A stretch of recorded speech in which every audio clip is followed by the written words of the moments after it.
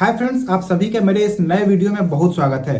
तो दोस्तों, आजकल एक नाम है, एक जगह का नाम है जो बहुत ही फेमस हो रहा है, बहुत ही सर्च किया जा रहा है। वो चाहे सोशल मीडिया हो, न्यूज हो, कहीं भी देखो बस उसी का नाम लिया जा रहा है और वो है लक्षद्वीप। तो सबसे पहले हम ब्रीफ में, संक्षिप्त में जान लेते हैं कि आजकल ये ट्रेंड क्यों कर रहा है। तो भैया बात ऐसा है कि हमारे देश के माननीय प्रधानमंत्री जी श्री नरेंद्र मोदी जी कुछ दिनों पहले लक्षद्वीप गए थे।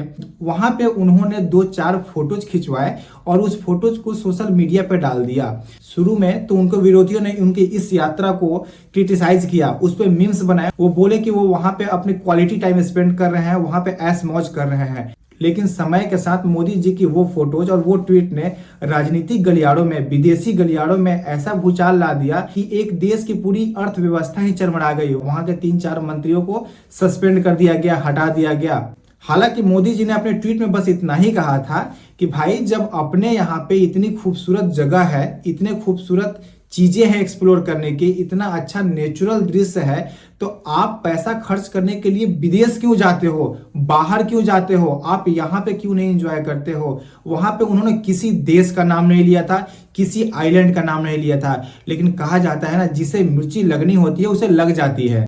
तो ये तो थी ये वजह कि किन कारणों से लक्षद्वीप, मालदीव आजकल ट्रेंड कर रहा है। लेकिन ये वीडियो स्पेशल इसलिए होने जा रहा है क्योंकि इस वीडियो में हम लक्षद्वीप के बारे में बात करेंगे। बहुत लोगों को तो ये भी लग रहा होगा कि जैसे मालदीव है वैसे लक्षद्वीप भी विदेश का कोई हिस्सा होगा। इस वीडियो में हम जानेंगे कि लक्षद्वीप कहाँ पे है, भारत में कहाँ पे है, वहां पे हम कैसे पहुंच सकते हैं, किस समय में पहुंच सकते हैं, वहां पे घूमने के क्या क्या जगह है, किस किस जगह को हम वहां घूम सकते हैं, वहां पे नेचर कैसा है, वहां पे नेचुरल ब्यूटी कैसा है। इन सब चीजों के बारे में हम संक्षेप से इस वीडियो में चर्चा करेंगे।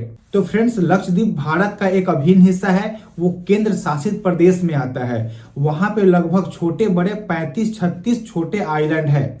लेकिन सबसे खास बात यह है कि ये 35-36 आइलैंड जो है उस पे वहां की जनजाति, वहां के निवासी खुद नहीं रहते हैं। वहां के टोटल जो आइलैंड 35-36 है उसमें से 10-12 आइलैंड पे ही वहां के लोग रहते हैं। कुछ आइलैंड पे तो लोग 100-50 लोग ही वहां रहते हैं। लक्षद्वीप के बारे में एक खास बात यह है कि आपको वहां जाने से पहले परमिशन लेना पड़ेगा।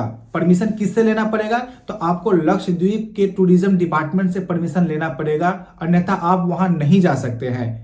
तो फ्रेंड्स, आपके दिमाग में यह घूम रहा होगा कि हम लक्षद्वीप पहुंचेंगे कैसे। बेसिकली लक्षद्वीप तो बहुत सारे तरीके हैं वहां जाने के।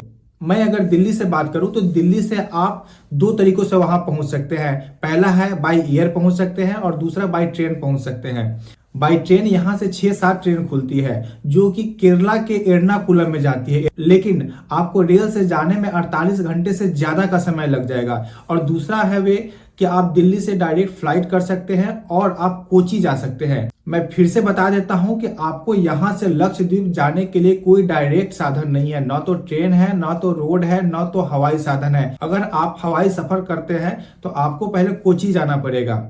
और कोची को लक्षद्वीप का गेटवे बोला जाता है क्योंकि वहां से ही होके आप लक्षद्वीप में इंटर कर सकते हैं, चाहे वो हवाई मार्ग हो या फिर जल मार्ग हो। तो बेसिकली जब आप कोची पहुंच जाते हैं तो वहां से आपको 2 तरीके होते हैं लक्षद्वीप जाने के लिए। पहला तरीका हो जाएगा आपका जल मार्ग, आप शिप से जा सकते हैं, और दूसरा तरीका होगा हवाई मार्ग। लक्षद्वीप में एक अगाती नाम का आइलैंड है, इसलिए वहां पे एक एयरपोर्ट है, अगाती एयरपोर्ट। तो आप कोची से अगाती एयरपोर्ट जा सकते हैं। वहां जाने में लगभग 1 से 1.5 घंटा आपको लगेगा। मैं फिर से एक बार आप सभी को बता देना चाहता हूं कि लक्षद्वीप वाकई में बहुत ही खूबसूरत जगह है जो भारत में पाया जाता है, और इसको आप मालदीव का 2 कॉपी बोल सकते हैं। वैसे तो पूरा का पूरा लक्षद्वीप ही नेचर के गोद में समाया हुआ है, नेचर के गोद में बैठा हुआ है। फिर भी कुछ ऐसे आइलैंड हैं जो खास फेमस है, जैसे अगाती आइलैंड है, अगाती द्वीप है, बंगाराम है और कवारती। और आपको जान के हैरानी होगी कि इन 2-3 जगह जो मैंने नाम बताया आपको, अगाती, बंगाराम और कावारती, इन्हीं जगहों पर हमारे माननीय प्रधानमंत्री जी अभी जस्ट गए थे और वहां की खूबसूरती को उन्होंने देखा और दुनिया को दिखाने की कोशिश की।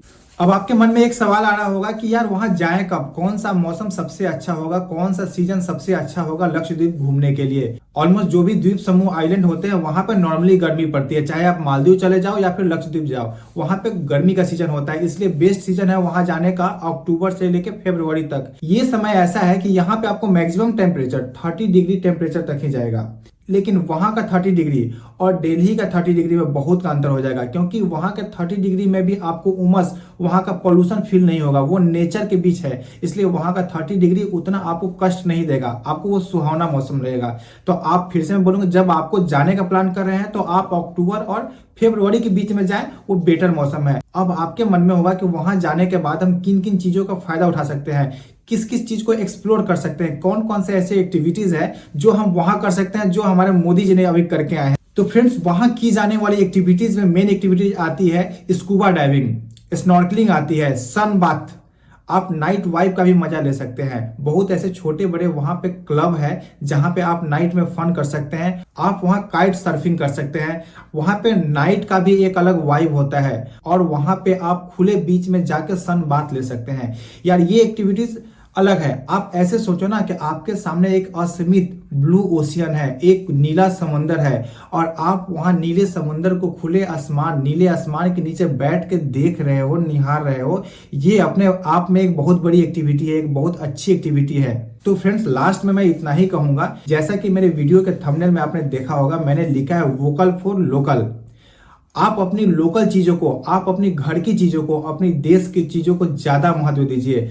अगर आपको पैसे खर्च करने हैं, अगर आपको मौज मस्ती करने हैं, तो आप अपने आसपास की जगह, आसपास की टूरिज्म को एक्सप्लोर कीजिए। इससे क्या होगा ना कि आपको भी इंजॉयमेंट मिलेगा, आपका भी मनोरंजन होगा और जो वहाँ के गरीब लोग हैं, जो वहाँ के लोकल निवासी हैं, उनको रोजगार मिल जाएगा। तो इस तरह से आपके घर का पैसा, हमारे देश के घर का पैसा घर में रह जाएगा। हमारा पैसा, याद रखिएगा, हमारा पैसा गलती से भी उन लोगों के हाथों में नहीं जाना चाहिए जो हमारे दुश्मनों से मिले हुए हों। आप समझ रहे हैं मैं क्या कहना चाहता हूं? मैं मालदीव के बारे में कहना चाहता हूं। तो इस वीडियो में इतना ही, मिलते हैं नेक्स्ट वीडियो में। तब तक के लिए जय हिंद, जय भारत और प्लीज अपने लोकल चीजों को जरूर सपोर्ट करिए।